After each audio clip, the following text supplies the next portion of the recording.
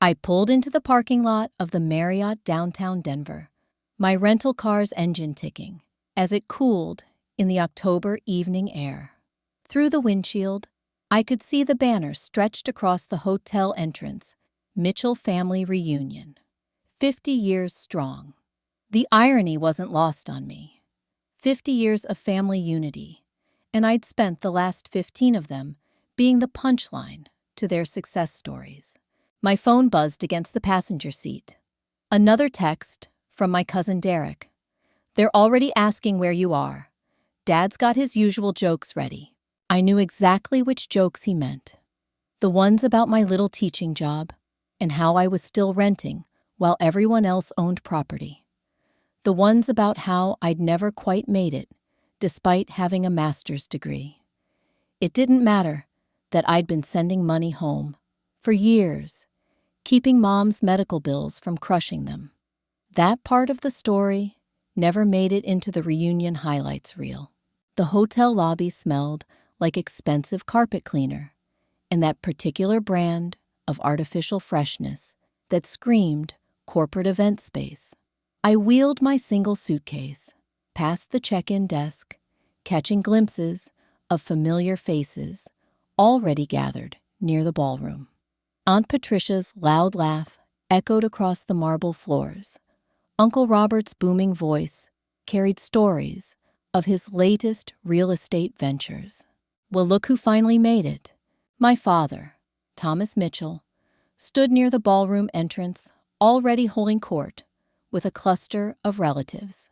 His gray suit was perfectly pressed, his smile wide, but never quite reaching his eyes when he looked at me. At 68, he still commanded attention, like he was closing a business deal. "Hi, Dad." I kept my voice neutral professional, the same tone I used with difficult parents at school conferences. "Everyone, Sarah's here. Our little teacher finally found time in her busy schedule." The emphasis on little and busy was subtle, but practiced. A few cousins chuckled. Aunt Patricia patted my shoulder with that particular brand of condescension reserved for the family disappointment. "How's the apartment, dear?" she asked, voice dripping with false concern. "Still in that same place, on Colfax." "It's fine, Aunt Patricia. I didn't mention that I'd been approved for a mortgage last month, or that I'd been accepted to speak at the National Education Conference next spring." Those victories felt too fragile to expose to their scrutiny. The reunion officially kicked off with dinner in the main ballroom. Round tables draped in white linens, centerpieces of autumn flowers that probably cost more than my monthly grocery budget. I found my assigned seat at table 7. Not quite the kids' table, but definitely not the main family table, where Dad held court with the success stories. Throughout dinner, the comparisons came in waves. Cousin Marcus had just made partner at his law firm. Jennifer's tech startup had secured another round of funding. Even Derek, 5 years younger than me, was being celebrated for his promotion to regional manager at Wells Fargo. "And what about you?" Sarah, Uncle Robert's voice carried across the table. "Still teaching 4th grade. 3rd grade, I corrected quietly. Right. Well, someone has to do it, I suppose. Not everyone can be a high achiever." He laughed like he'd said something clever. Though I always thought Tom's daughter would have aimed a bit higher. I pushed my overcooked chicken around my plate, the familiar knot of resentment tightening in my stomach. They had no idea that my little teaching salary had paid for Mom's chemotherapy co-pays for 3 years, that I'd covered Dad's mortgage for 6 months when his business ventures went south, that every family crisis somehow found its way to my bank account, while their successes stayed firmly in theirs. "Sarah's doing important work," my mother Linda offered weakly from across the table, but even her defense sounded more like an apology than support. "Of course she is," Dad interjected, raising his wine glass. To Sarah, proof that not everyone in the Mitchell family needs to chase money and status. Some people are content with simpler things. The table laughed. I smiled the smile I'd perfected over years of family gatherings. The one that said, I was in on the joke, not the butt of it. Inside, something crystallized, hard and sharp. After dinner, as people mingled and shared photos of their latest vacations and acquisitions, Dad pulled me aside near the bar. His breath already carried the sweet sting of too much bourbon. Listen, Sarah. His voice dropped to that confidential tone that always preceded a request. Your mother and I need to talk to you about something. It's important. What is it, Dad? Not here. Come up to our suite after the social hour. Room 12-5. He patted my shoulder, the gesture somehow managing to feel both paternal and dismissive. And try to mingle a bit, would you? It's embarrassing when you just stand in corners at these things. I watched him walk back to his circle of successful children and their spouses, immediately launching into another story about his glory days in commercial real estate. Mom caught my eye from across the room and quickly looked away. The social hour dragged on. I nursed a single glass of wine while deflecting questions about my love life, non-existent, my career prospects apparently limited, and when I was going to grow up and buy real property. By the time I escaped to the elevator, my jaw ached from forced smiles. Room 1205 was a suite, of course. Dad never did anything halfway when appearances were involved. They were both there, waiting. Dad in his loosened tie, sprawled in an armchair, Mom perched nervously on the sofa. Sit down, Sarah. Dad's voice had lost its public warmth. I sat. We've been thinking, he began swirling his drink. You're 35 now. It's time we had an honest conversation about your future. My future. You can't keep floating through life, sweetheart. The endearment sounded like an insult. Living in that apartment, barely making ends meet. It reflects poorly on the family. I'm not barely making ends meet, Dad. I'm doing fine. Are you? He leaned forward. Because from where I'm sitting, you're the only Mitchell who hasn't made something of themselves. Do you know how that looks at events like this? The words I'd swallowed for years pushed against my teeth. You mean events where everyone pretends they don't know I paid for Mom's treatment, or that I covered your mortgage when the Turner deal fell through? His face darkened. Those were loans, Sarah. Family helps family. Loans. I couldn't help the laugh that escaped. When exactly were you planning to pay back the $30,000 for Mom's chemo? Or the $18,000 for your mortgage? Or the... Enough! He slammed his glass down. This is exactly your problem. Always keeping score, always playing the martyr. You think throwing money at us means something. It's what family does.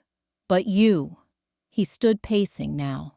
You use it like a weapon, like it makes up for being an embarrassment. Thomas' mom whispered, but he waved her off. No, Linda, she needs to hear this.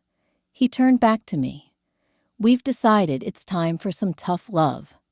If you can't get your life together, if you insist on playing small while everyone else succeeds, then maybe you need to figure it out on your own. What are you saying? I'm saying we're done enabling you. No more running to Mommy and Daddy when life gets hard. No more using us as an excuse for why you can't succeed. You want to be a martyr. Do it on your own time. The air in the room seemed to thin. You're cutting me off. After everything we're setting boundaries. Mom finally spoke, her voice, small but firm. For your own good, sweetheart. You need to learn to stand on your own feet. I stared at them both, these people who had taken my support for granted, while publicly dismissing my entire existence. I've been standing on my own feet. I've been holding you up. Drama. Always drama with you, Dad muttered. This is why you're alone, Sarah. This is why you'll always be the family failure. The word failure echoed in the suite's expensive silence. I stood slowly, feeling something fundamental shift inside me. You're right, I said quietly. I have been a failure. I failed to see that love shouldn't come with a price tag. I failed to realize that family shouldn't make you feel worthless for caring more about children's futures than stock portfolios. And I definitely failed to understand that the people I've been carrying would be the first to call me weak. Sarah, don't be dramatic. I'm done. The words came out calm, certain, with all of it. The jokes, the judgments, the requests for money you'll never acknowledge. Consider this my official resignation from being the family disappointment. I moved toward the door, my mother's voice following me. You're being childish. We're still your parents. I paused at the door, not turning around. No, you're people who taught me that sacrifice is only valuable if it comes with a six-figure salary. But don't worry. I finally learned the lesson. The hallway was quiet, expensive carpet, muffling my footsteps. Back in my own room, I sat on the bed and stared at my phone. 17 missed calls over the past month, all asking for something. Money for Dad's new investment opportunity. Help with Mom's specialist appointments. Coverage for the reunion expenses, because everyone needs to chip in. One by one, I blocked their numbers. Outside my window, Denver's lights sparkled against the October night. Somewhere in this hotel, my family was still laughing at their inside jokes, toasting their successes, never noticing the foundation they stood on was built from someone else's sacrifice. Tomorrow, they'd wake up to a different reality. Tonight, I finally stopped being their safety net. The hotel room's digital clock glowed 47 a.m., but I was wide awake. Laptop open, financial documents spread across the king-sized bed. Like evidence in a case I was finally ready to prosecute. Each receipt, each bank statement, each carefully filed record told the real story of the Mitchell family success. I started with the joint accounts first.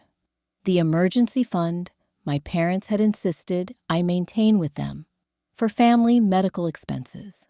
Over the years, it had become their personal ATM for everything from Dad's golf club memberships to Mom's spa retreats. The medical expenses, those always somehow came directly from my checking account. Transfer initiated $47.832 on the 16th to Sarah Mitchell Personal Savings. Next came the credit cards. I was an authorized user on 3 of their accounts, a privilege that had somehow resulted in me paying the monthly bills while they racked up charges. Nordstrom Ruth's, Chris that luxury cruise, last spring while I was teaching summer school to make ends meet. Authorized user status removed. Autopay canceled. Final payment pending 020. The life insurance policies were trickier. I'd been paying the premiums for 5 years, ever since Dad's business hit a rough patch. The policies were in their names, of course, but I was listed as the responsible party for payments. A few clicks later, that changed too. Premium autopay canceled. Policyholder will be notified of payment due date.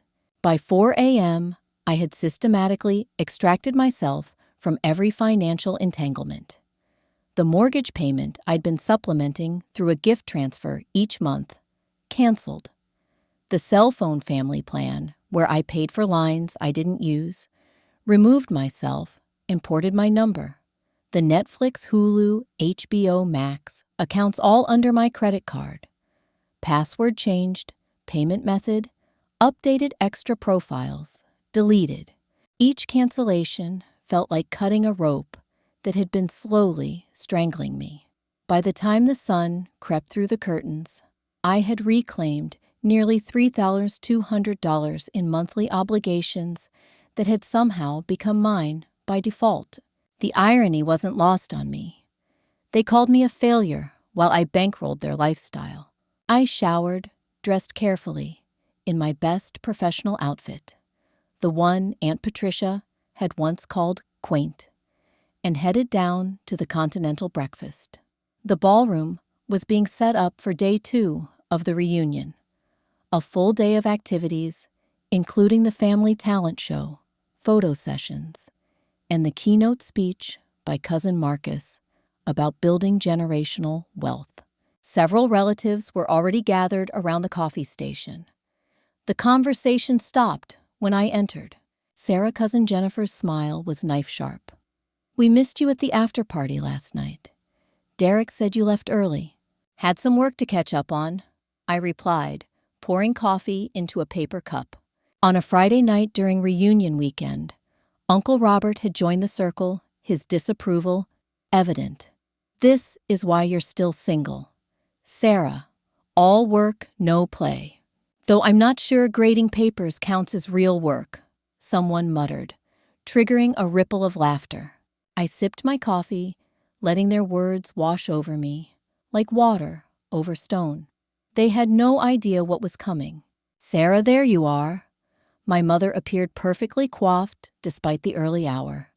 "We need to discuss the reunion costs. Everyone's contributing $500 for the venue and catering." "I won't be contributing." The words dropped into the conversation like ice into hot water. Mom's smile flickered. "Don't be ridiculous. Everyone contributes. It's family." "Then the family can cover it." I set down my coffee cup. "I have a budget now. Priorities.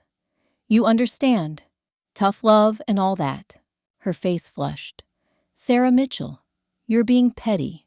I'm being financially responsible." "Isn't that what Dad wanted? For me to stand on my own feet?" I smiled pleasantly. "I'm finally taking his advice." I left her standing there, mouth opening and closing, like a fish gasping for air. It was only the beginning. By noon, the first domino had fallen. Dad stormed into the lobby where I was reading his face, purple with rage. "What the hell did you do?" He slammed his phone on the coffee table between us. The mortgage payment bounced. The bank called about insufficient funds. "That's concerning," I said mildly, not looking up from my book. "You should probably check your account." "I know it was you. That money comes from your account every month." Now I did look up. "Oh, you mean the money you said was just family helping family? The loans that weren't really loans. I thought you didn't need my help anymore." "This is different." How I closed my book carefully. "How is it different, Dad?" "Because it affects you now." His hands clenched and unclenched. "You ungrateful little—" Thomas' Aunt Patricia materialized beside him, her own phone in hand. "What's wrong with the Netflix? It says the password's been changed." I smiled. "That's because I changed it. It's my account. But we all use that account." "Yes, on my credit card." Funny how everyone forgot to mention that when they were calling me a failure last night. More relatives had gathered, now drawn by the commotion. Mom appeared, tears already forming in her eyes. Her go-to manipulation when logic failed. "Sarah, please. You're making a scene." "No, I'm setting boundaries. Just like you taught me last night." I stood, gathering my things. "You all made it very clear that I'm an embarrassment to the Mitchell name. So, I'm removing myself from Mitchell financial obligations. You can't have it both ways." "You can't just abandon your family," Uncle Robert blustered. "I'm not abandoning anyone. I'm just no longer subsidizing a family that sees me as a joke." I looked around the circle of stunned faces. Good luck with the reunion costs. I'm sure all these successful Mitchells can figure it out. The beautiful part was they couldn't stop me. Every financial entanglement had been voluntary, built on guilt and manipulation rather than legal obligation. As I walked away, I heard Dad on the phone with the bank, his voice rising as he realized the automatic transfer he'd taken for granted for 3 years was truly gone. By evening, my phone had logged 47 missed calls. The text messages ranged from pleading to threatening. "Mom, sweetheart, let's talk about this rationally. Dad, this stunt has gone far enough. Fix this now. Aunt Patricia, your selfishness is tearing this family apart. Derek, dude, what did you do? Everyone's freaking out." I deleted them all, then typed a single message to the family group chat. For years, I've quietly supported this family, financially, while being publicly mocked as the one who never made it. That ends now. I wish you all the best in your successful lives. Please respect my boundaries and handle your own expenses going forward. Sarah. Then I left the group chat. That night, I ordered room service, something I never did because it was wasteful. The salmon was perfectly cooked, the wine crisp and cold. I ate alone in peaceful silence, no jokes about my career, no subtle jabs about my life choices, no requests for money disguised as family loyalty. For the first time in years, I felt like I could breathe. Tomorrow would bring new chaos, I knew. But tonight, I celebrated my first day of financial freedom from the family that had made an ATM out of their disappointment. Saturday morning arrived with a bombardment that would have made military strategists proud.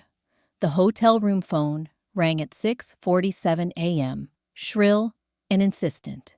I let it ring. When it finally stopped, my cell phone began buzzing. I'd turned it back on to check work emails, forgetting that I'd only blocked immediate family members. "Sarah, it's Grandma Rose." The voicemail was carefully crafted. "I'm so disappointed in you. Your parents are beside themselves. Your father couldn't sleep. Your mother had to take her anxiety medication.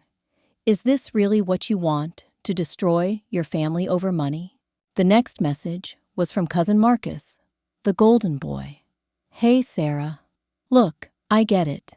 Family can be tough, but cutting them off, that's cold. Why don't we grab coffee and talk about this like adults?" Then Jennifer, "I always knew you were jealous of the rest of us, but this is a new low. Do you have any idea what you've done? Uncle Thomas had to borrow money from my dad just to cover the reunion deposit." Each message was a masterclass in manipulation. I was selfish. I was cruel. I was destroying the family.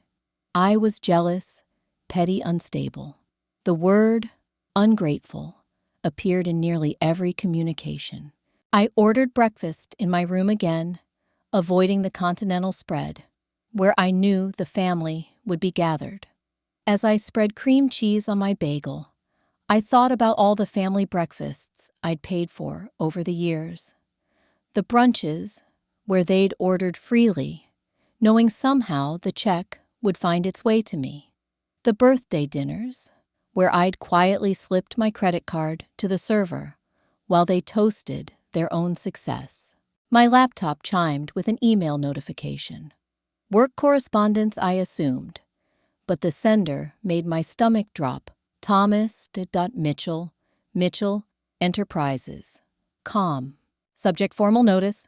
Sarah, your childish behavior has gone far enough. The financial disruption you've caused could be considered a form of elder abuse. We have consulted with our attorney, who agrees that adult children have certain obligations to their parents, particularly when established patterns of support exist. You have 24 hours to restore all financial arrangements, or we will be forced to pursue legal remedies. I'm disappointed it's come to this, but you've left us no choice. Thomas Mitchell, CEO, Mitchell Enterprises, LLC. I read it twice, then laughed. Actually, laughed out loud in my empty hotel room. He was trying to sue me for not giving him money anymore. The man who'd called me a failure was threatening legal action because the failure's money had dried up. I pulled up my documentation again, grateful for my obsessive record-keeping. Every transfer marked gift. Every payment made voluntarily. No contracts, no agreements, just years of manipulation disguised as family obligation. The phone rang again. This time I answered. Sarah.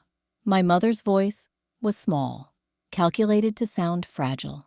Honey, can we please talk, just you and me? We can talk, Mom. I'm in the lobby. Can I come up? I hesitated, then agreed. 10 minutes later, she sat across from me in the hotel room's sitting area, looking older than her 65 years. Or maybe I was just seeing her clearly for the first time. Your father doesn't know I'm here. She began twisting her wedding ring. Sarah, I need you to understand. The mortgage payment. We're already behind. If you don't help, then you'll have to figure it out, like adults do. But we're your parents. Yes.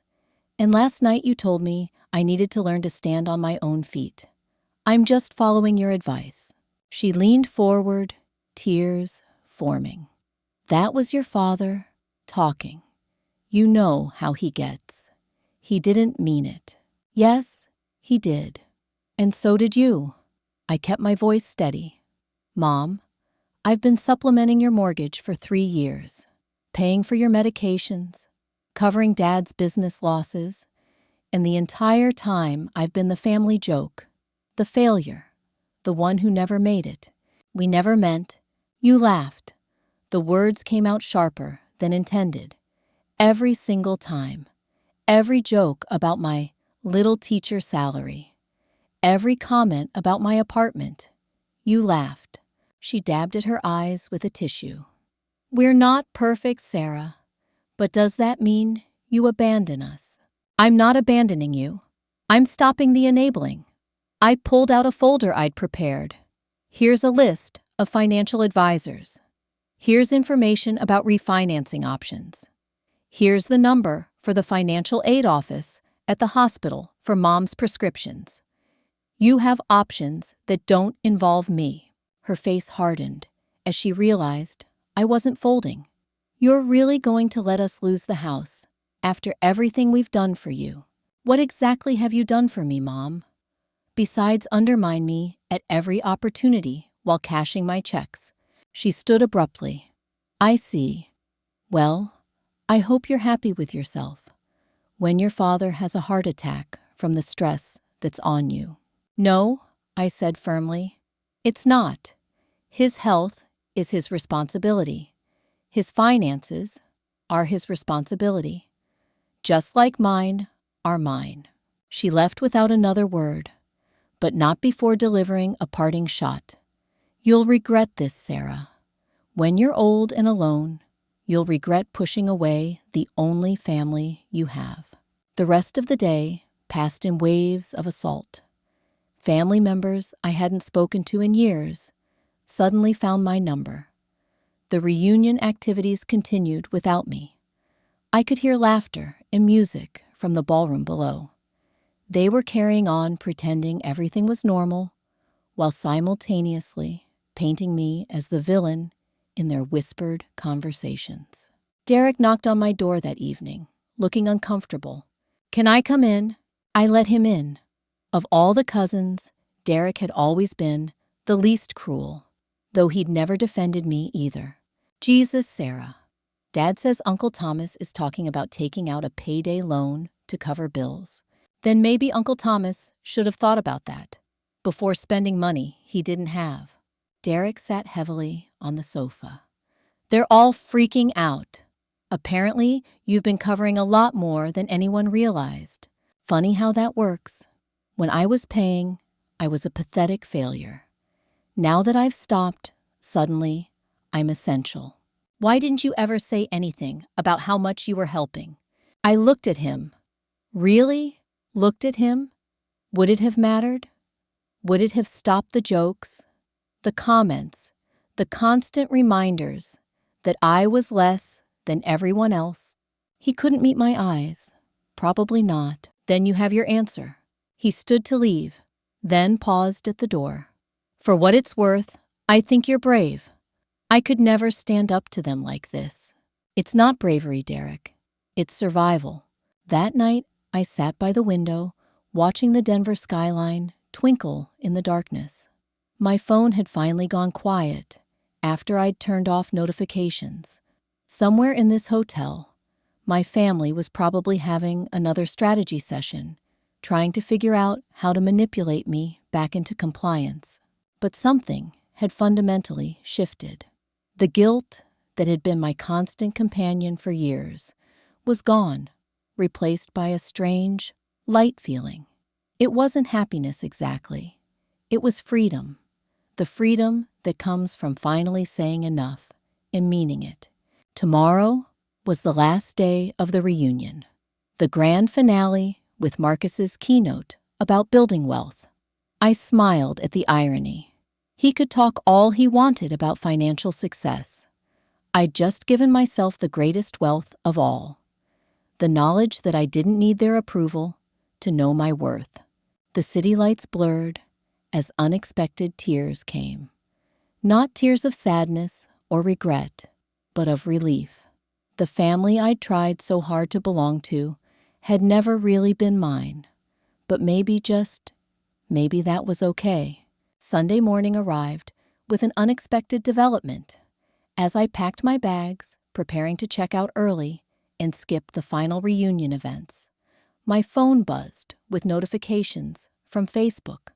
I rarely use social media, but the sheer volume of alerts made me curious.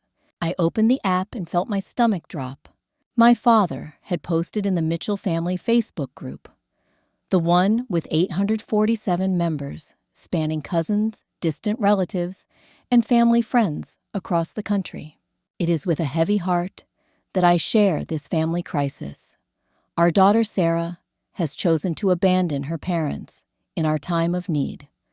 Despite raising her with love and providing every opportunity she has, cut off all support and blocked our attempts to reconcile. We are devastated and frankly shocked by this cruel behavior. Please keep us in your prayers as we navigate this betrayal. The comments were already pouring in. So sorry to hear this, Thomas. Children today have no gratitude. Praying for reconciliation. Family is everything. I always thought Sarah seemed troubled. This is so sad. But it didn't stop there. Aunt Patricia had shared the post to her own timeline, adding her own narrative. My niece has shown her true colors this weekend. After years of family support, she's turned her back on everyone who loves her. Some people are just born selfish, I guess. Thomas and Linda are devastated. Meanwhile, she's living it up in an expensive hotel room while her parents face foreclosure.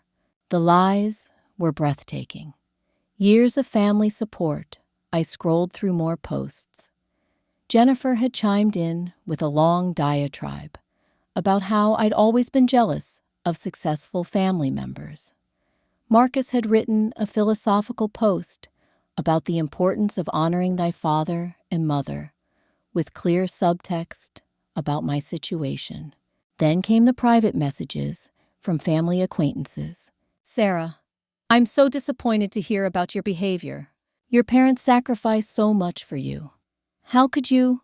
I hope you'll reconsider before it's too late. Your mother is heartbroken. I sat on the hotel bed laptop, open watching the character assassination unfold in real time. They were crafting a narrative where I was the ungrateful child who'd abandoned loving parents. No mention of the financial exploitation. No acknowledgement of the years of mockery. Just poor Thomas and Linda, victims of their cruel daughter. Part of me wanted to ignore it, to stick with my plan of quiet disconnection. But as I watched the lies multiply and spread, something harder crystallized inside me. They wanted to play this game in public, fine. I had receipts. I spent the next hour carefully organizing my evidence. Screenshots of bank transfers, copies of bills paid, email chains where they'd begged for money while simultaneously planning luxury vacations, tax documents showing the gifts I'd given year after year. Then I started writing my response. But first, I had one more reunion event to attend. The grand ballroom was packed for the final brunch and keynote presentation. I entered through the back, choosing a seat in the last row. Heads turned as I passed whispers, following in my wake. The Facebook posts had done their job. I was officially the family pariah. Marcus took the stage to thunderous applause, his presentation titled, Building Generational Wealth, the Mitchell Way. I sat back and watched him speak eloquently about financial responsibility, investment strategies, and the importance of family support systems. The Mitchell family has always understood that success isn't individual. It's collective, he said, clicking through slides of family businesses and properties. We support each other. We invest in each other. That's how we've built what we have today. The irony was so thick, I could choke on it. I noticed him carefully avoid looking in my direction. Then came the moment I hadn't expected. During the Q&A portion, my grandmother Rose stood up. I'd like to address something, she said, her voice carrying despite her age. There's been some family drama this weekend, and I think it's important we discuss the value of gratitude and respect for our elders. The room grew tense. She was going off script. Sarah, she looked directly at me. Would you like to come up and apologize to your parents? I'm sure they'd forgive you if you just admitted your mistake.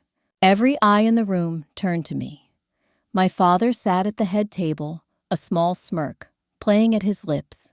This was orchestrated. They were trying to force a public humiliation, banking on my tendency to avoid confrontation. I stood slowly. I'll come up, I said, my voice carrying clearly. Through the microphone, someone hastily shoved in my hand, but not to apologize. The walk to the front felt like miles. I could feel the family's collective intake of breath. Marcus stepped aside, uncertain, as I took the podium. Since we're talking about generational wealth and family support, I began, my voice steadier than I felt. I think it's important to be transparent about how that actually works in the Mitchell family. I clicked on Marcus's laptop, still connected to the projector, and pulled up my email. In seconds, I had my prepared presentation loading. These are bank records, I said, as the first slide appeared. Over the past 7 years, I've transferred $247,000 to my parents. Not loans, gifts, while being told repeatedly that I was the family failure. The room erupted. I kept going. Here's the mortgage payment I've been covering for 3 years, while Dad told everyone about his successful real estate ventures. Click. Here's Mom's medical bills that I paid while she got spa treatments. Click. Here's the family reunion deposit from 2019 that I covered while you all mocked my little teacher salary. Sarah, stop this. My father was on his feet. Why you made this public, Dad? You posted on Facebook about my cruel abandonment. You got Grandma to call for a public apology. Well, here's public truth. I clicked through more slides. Every Mitchell success story in this room was partially funded by the family failure, the one who never made it, the disappointment, the embarrassment. Tears were streaming down my mother's face. Real ones this time. I didn't want this, I said, looking directly at them. I was prepared to leave quietly, to just disconnect and move on. But you couldn't let me do that. You had to make me the villain. You had to destroy my reputation, to save your pride. I turned back to the stunned audience. I'm not apologizing for refusing to be an ATM anymore. I'm not apologizing for demanding basic respect. And I'm definitely not apologizing for showing receipts when you tried to rewrite history. The silence was deafening. Then, from somewhere in the middle of the room, slow clapping started. It was Mrs. Chen, my dad's former business partner's wife. "Good for you, Sarah," she called out. I always wondered how Thomas afforded that boat while crying poverty at business meetings. The spell broke. Voices rose, some angry, some supportive, most just shocked. I stepped away from the podium as chaos erupted. Uncle Robert was shouting about family loyalty. Aunt Patricia was trying to explain the Facebook posts. Marcus stood frozen, his carefully prepared presentation on generational wealth now a joke. I walked through the chaos, head high, past relatives who couldn't meet my eyes, and others who nodded with something like respect. At the door, I turned back one last time. My parents sat at the head table, isolated now, as people stepped away from them. The kingdom they'd built on my foundation was crumbling in real time. Derek caught up with me in the lobby. "Holy shit, Sarah. That was holy shit." "It was necessary," I said simply. "They're going to come after you hard now. You know that, right?" I smiled, feeling lighter than I had in years. Let them try. I've got nothing left to take. As I loaded my car in the parking garage, my phone buzzed with new Facebook notifications. The family group was imploding. Some relatives were sharing their own stories of being asked for money by my parents. Others were defending them. The carefully maintained Mitchell family image was cracking like an egg. I turned off my phone, started the car, and drove away from the Marriott, away from Denver, away from the family that had made me small so they could feel big. The road ahead was uncertain, but for the first time in my adult life, it was entirely mine. The 3-hour drive back to Colorado Springs gave me time to process what had just happened. I'd expected backlash, but nothing prepared me for the flood that came when I finally turned my phone back on that evening. 127 missed calls, over 300 text messages. My email inbox was exploding. But it wasn't what I expected. Yes, there were the angry messages from immediate family, the threats and vitriol I'd anticipated. But there were others, so many others. "Sarah, this is your second cousin Emma from Texas. I just saw what happened. Tom hit me up for $5,000 last year for a sure thing investment. Never saw a penny back. Good for you for speaking up." "Hi, Sarah. You probably don't remember me, but I'm Mitchell Stevens, your dad's cousin from Portland. He borrowed $15,000 from my mother before she died. Told her it was for your college fund. Now I'm wondering where that money really went. OMG, Sarah. This is Ashley from high school. My mom works at Wells Fargo. She says your dad's been bouncing checks for years, but always covered them right before prosecution. How were you keeping them afloat?" The stories poured in like a dam breaking. Relatives I'd never heard from, family friends, business associates, all with their own tales of loans, never repaid investments that vanished, promises broken. My father hadn't just been taking from me. I'd simply been his most reliable source. By midnight, the Facebook group had become a war zone. Someone had started a separate thread titled Mitchell Family Financial Truth, where people were sharing screenshots and stories. The facade was crumbling faster than anyone could contain it. Then came the message that changed everything. "Ms. Mitchell, my name is James Chen. My mother was your father's business partner from 2015 to 2018. I've been following the situation on Facebook. I have documents you might find interesting regarding Mitchell Enterprises LLC and some questionable financial practices. Would you be willing to meet? I agreed to meet him the next morning at a coffee shop in downtown Colorado Springs. James was younger than I'd expected, maybe early 30s, with a calm demeanor that belied the bombshell he was about to drop. My mother always suspected something was off, he said, sliding a folder across the table, but she could never prove it. After she died last year, I found these in her files. The documents were damning. False invoices, inflated expense reports, evidence that my father had been siphoning money from their joint ventures for years. But the worst part was a series of emails where he'd bragged to another associate about his foolproof system. The beauty is my daughter covers all the personal expenses. She thinks she's helping with medical bills and mortgages, but it frees up my cash for other ventures. She's too naive to ask questions and too guilty to stop paying. It's perfect. I stared at the email dated 3 years ago. While I'd been working overtime to cover Mom's chemo co-pays, he'd been laughing about it with friends. "Why are you showing me this?" I asked James. "Because my mother died, thinking she was a failure, that her business instincts were wrong, that she'd lost our family's savings through bad judgment." His voice hardened.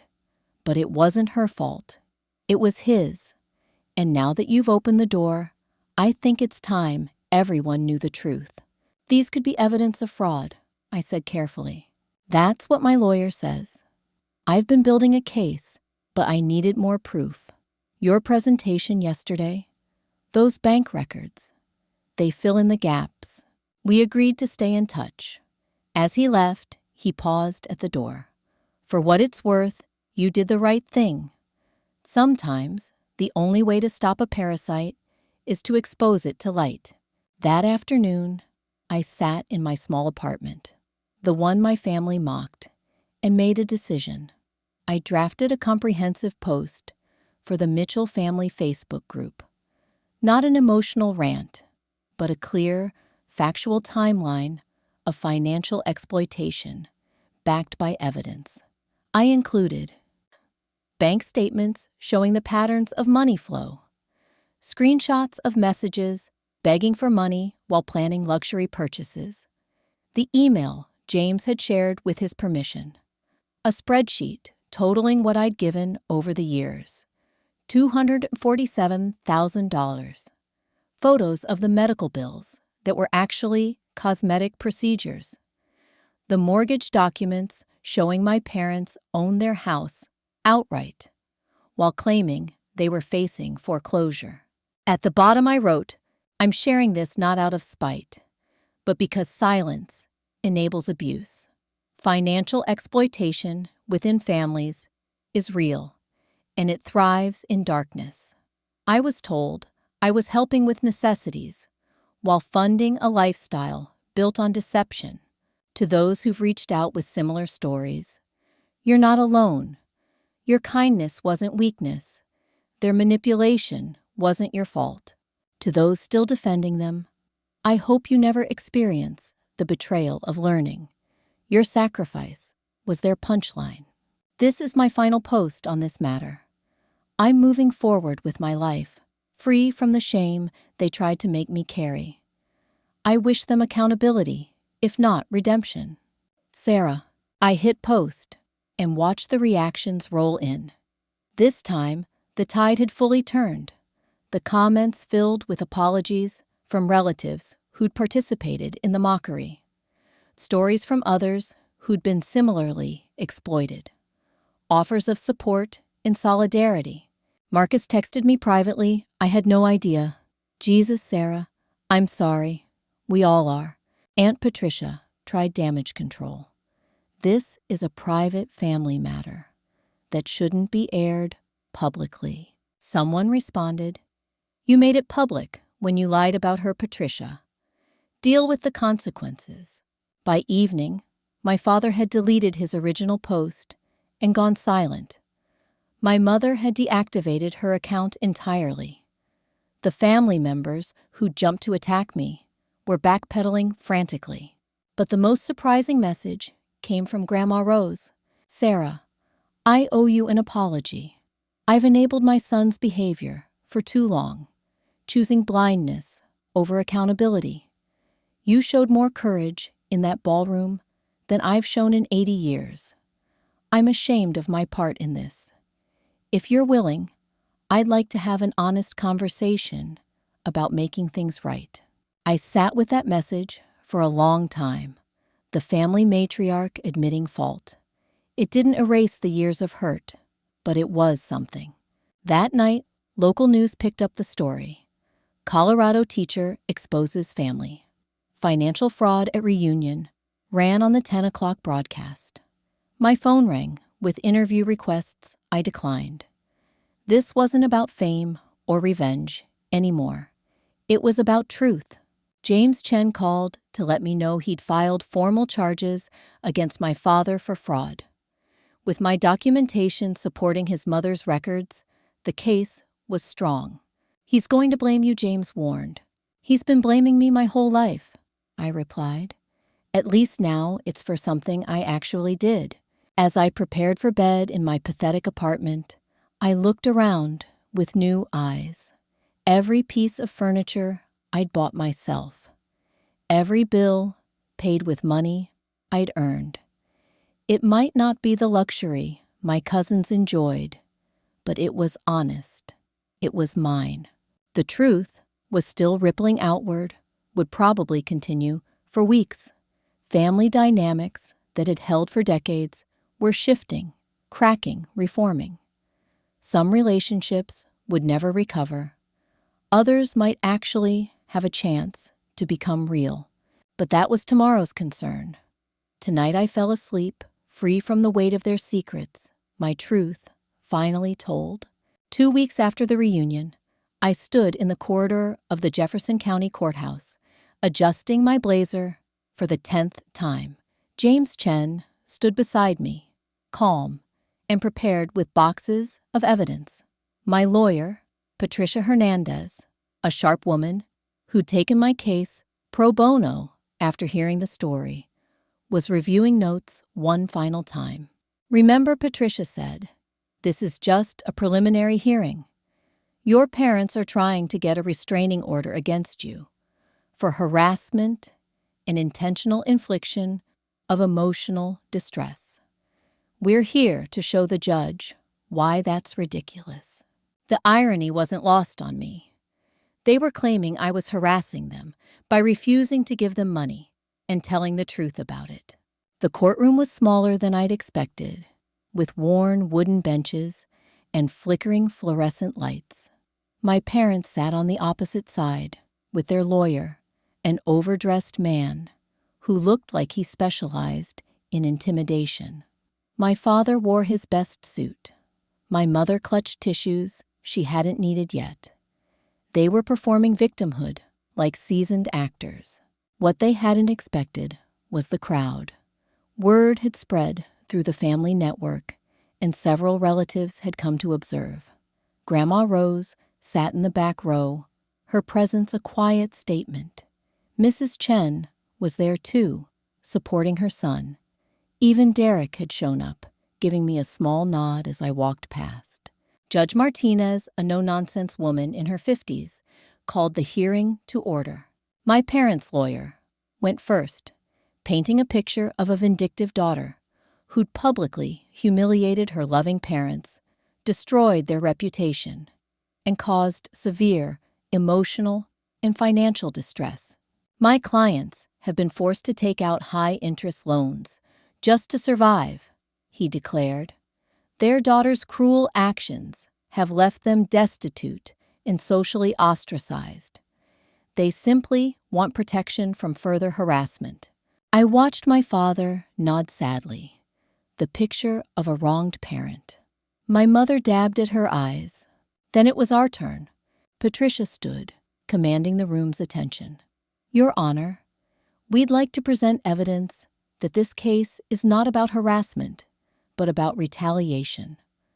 My client exercised her legal right to stop voluntary financial support, and her parents are attempting to use the court system to force her back into financial servitude.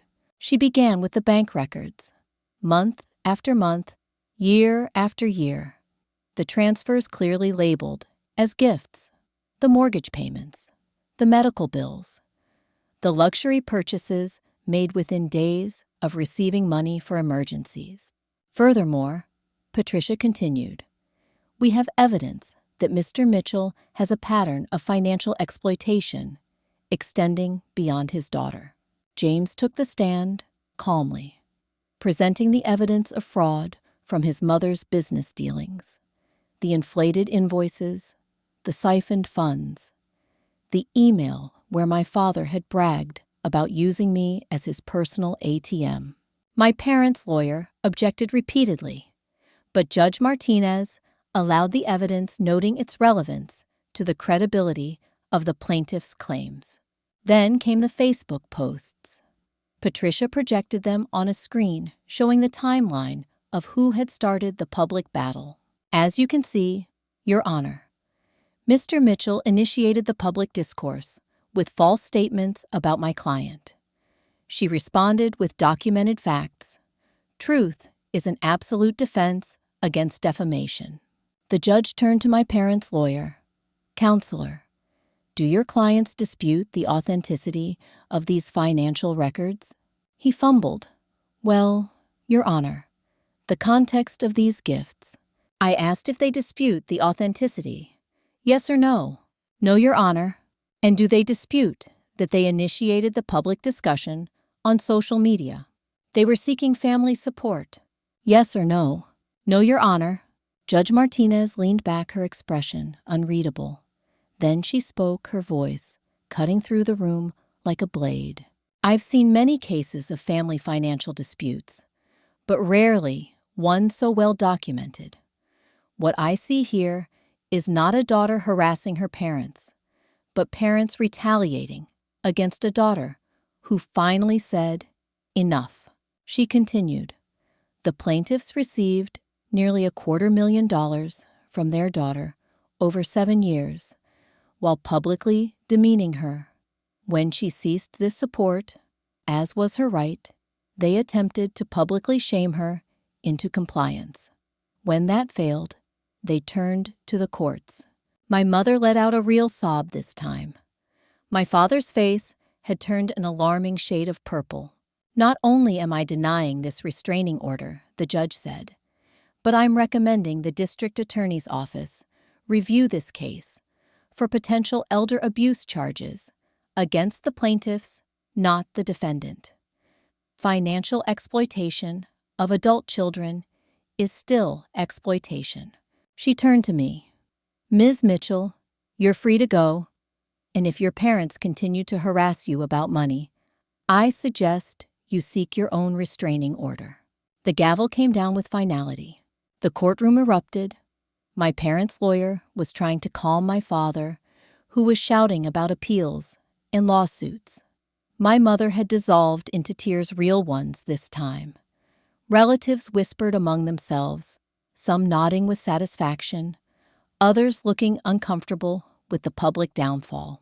In the hallway afterward, Grandma Rose approached me. I've rewritten my will, she said quietly. Your parents won't be getting what they expected. Actions have consequences, even for my son. It was the closest to an apology I'd get from her, and somehow it was enough. James Chen shook my hand. The DA's office already contacted me about the fraud case. Your evidence sealed it. He's going to face criminal charges. I should have felt vindicated. Instead, I just felt tired, empty, like I'd survived a war I never wanted to fight. Patricia put a hand on my shoulder. You did nothing wrong. Remember that. You just stopped enabling their wrongs. As I left the courthouse, my phone buzzed with messages.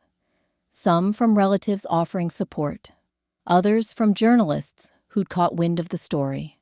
I ignored them all, but one message stopped me cold. It was from my mother. I hope you're happy. You've destroyed us. Your father is having chest pains from the stress. This is all your fault. You were supposed to take care of us. That's what good daughters do." I stared at the message for a long moment, then typed my reply. Good daughters aren't ATMs. Good parents don't treat their children like servants. I hope Dad gets the medical care he needs, with his own insurance and his own money. Take care of yourselves the way you taught me to. Then I blocked her number too. The drive home was quiet, except for the radio playing softly. The DJ was talking about family holiday gatherings, offering tips for dealing with difficult relatives. I laughed, actually laughed, at the timing. My apartment building came into view, the one they'd mocked so many times. But as I climbed the stairs to my door, I realized something. This small space, with its second-hand furniture and modest decorations, felt more like home than the house I'd grown up in ever had. Because here, I wasn't measured by what I could provide. I was just Sarah, teacher, neighbor, friend, person. And that was more than enough. Spring arrived early in Colorado Springs that year. 6 months after the reunion that changed everything, I stood in front of a full auditorium at the National Education Conference. My hands steady on the podium, my voice clear and confident. When we talk about education, I began looking out at the sea of fellow teachers. We often forget that the most important lessons aren't always found in textbooks. Sometimes, the greatest education comes from learning to value ourselves in a world that profits from our self-doubt. The presentation wasn't about my family. It was about innovative teaching methods I'd developed for struggling students. But the confidence to stand there, to believe my ideas, had merit that came from surviving the crucible of last October. The applause, when I finished, was genuine warm. Several teachers approached afterward with questions, exchanging contact information, eager to collaborate. No one asked about my salary or mocked my career choice. Here among my peers, I wasn't the family failure. I was a professional, respected, and valued. My phone buzzed as I packed up my materials. A text from Derek saw the conference posted about your keynote on Twitter. That's amazing, Sarah. Really proud of you. We'd rebuilt a cautious relationship over the months. He'd apologized genuinely for his years of silent complicity. He was in therapy now, unpacking his own role in the family dynamics. Not all the cousins had come around, but Derek was trying, and that counted for something. The walk back to my hotel room, paid for by the conference, not my credit card, felt surreal. The girl who'd been mocked as the one who never made it had just delivered a keynote speech at a national conference. The irony was delicious. That evening, I had dinner with Margaret Chen James's aunt, and now a friend. The fraud case against my father was moving forward. He'd been arrested 2 months ago, released on bail, that he'd struggled to make without my financial support. The trial was set for summer. "How are you doing with all of it?" Margaret asked over wine. "It's strange," I admitted. "I spent so many years trying to earn their approval. Now that I've stopped, I'm actually succeeding." "That's not strange at all," she said gently. "You were pouring all your energy into a black hole. Now you're investing it in yourself." She was right. Without the constant drain, financial and emotional, I'd flourished. The raise I'd received after presenting new curriculum ideas, the article I'd published in Education Today, the down payment I'd finally saved for a small condo. None of it would have happened if I'd still been funding their lifestyle while shrinking myself to fit their narrative. A week later, I was back in my classroom preparing for the last month of school when the principal knocked on my door. "Sarah, sorry to interrupt. There's someone here to see you." My stomach clenched. Old habits die hard. But it was only Grandma Rose, looking frailer than I'd seen her, but with clear, determined eyes. "I won't stay long," she said, once we were alone. "I wanted to give you this in person." She handed me an envelope. Inside was a check that made me blink twice, and a letter. "Sarah, this isn't about making amends. We both know money doesn't erase hurt. This is about justice. The amount represents what you gave them over the years, plus interest. It comes from the portion of my estate that would have gone to your parents. You were the only one brave enough to break the cycle. That matters. Use this to build the life you deserve, the one they tried to deny you. With respect and regret, Rose." I tried to hand it back, but she waved me off. "It's done. The will is ironclad. They can contest it, but they won't win." She paused at the door. "For what it's worth, you were never the failure.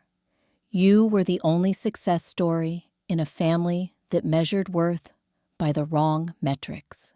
After she left, I sat in my empty classroom, looking at the check.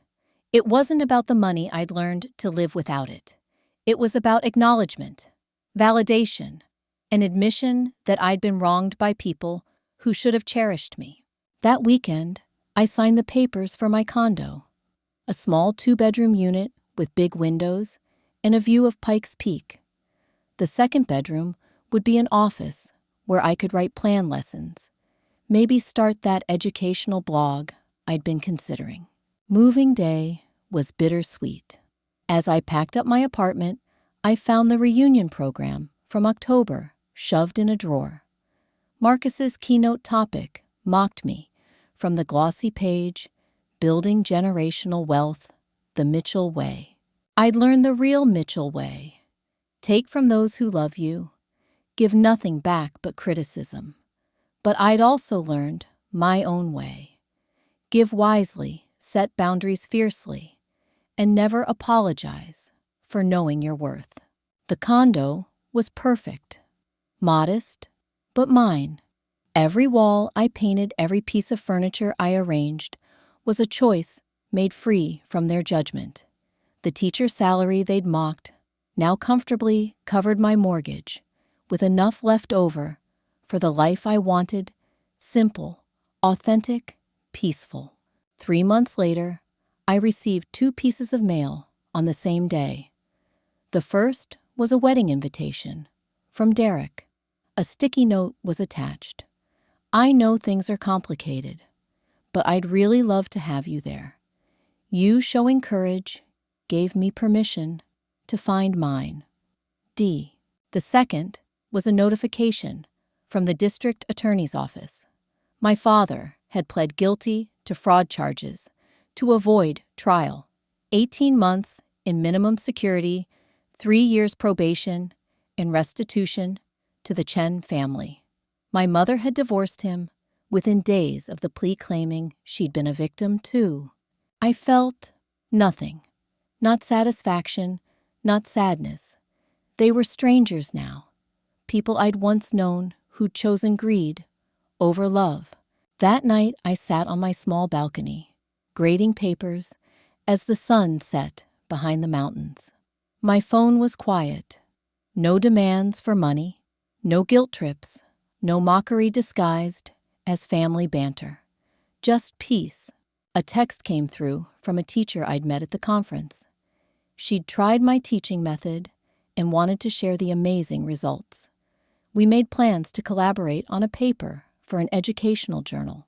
I smiled, thinking about the reunion that had started it all. They'd mocked me as the one who never made it, not realizing I'd already made it. I'd made it through every day of their emotional abuse. I'd made it possible for them to live beyond their means. I'd made it without losing my compassion or my calling. But most importantly, I'd made it out. The stars were beginning to appear over Colorado Springs, bright and countless. Somewhere out there, the Mitchell family was probably preparing for their next reunion, crafting new narratives about their success in my betrayal. Let them. I had papers to grade lessons, to plan a life to live. A life where my worth wasn't measured in dollars, given but in minds, shaped futures, influenced knowledge shared. Standing up to stretch, I caught my reflection in the glass door. The woman looking back wasn't the anxious girl who'd driven to that hotel in Denver, cake in hand, hoping for acknowledgement that would never come. This woman stood taller, smiled, easier, lived lighter. This woman had made it after all.